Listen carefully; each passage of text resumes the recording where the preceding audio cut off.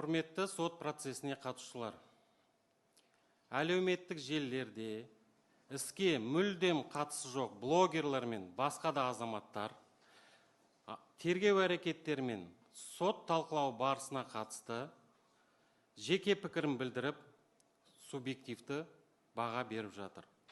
Осыған байланысты Қазақстан Республикасының Конституциясының 75-ші бабының 1-ші тармағына сәйкес Қазақстан Республикасында сот төрелігін тек сот жүзеге асыратынын, сонымен қатар сот төрелігін жүзеге асыру жөніндегі сот қызметіне қандай да бір араласуға жол берілмейтінін және ол заңда белгіленген тәртіпте жауапкершілікке әкеп соғатынын есіктеріңізге саламыз. Іс қаралып бітіп, үкім шығып, ол заңды күшіне енгенге дейін сот процесін түсіндіруге, әсіресе оған құқықтық баға беруге жол берілмейді.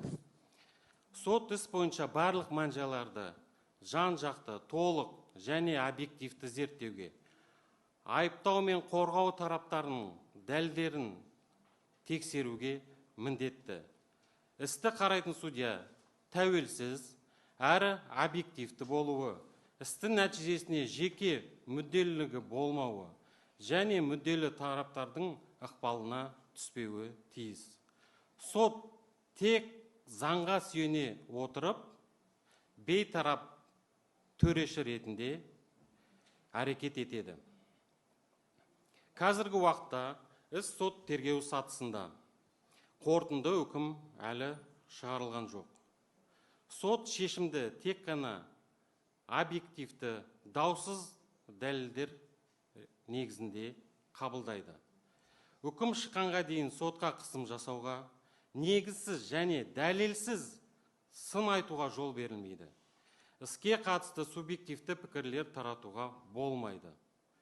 Бұл кейбір жағдайларда сотқа қысым жасау әрекеті ретінде бағалануы мүмкін. Сот жүйесіне құрмет көрсету және сотқа деген сенім құқықтық мемлекет пен әділ сот төрелігінің негізі болып табылады.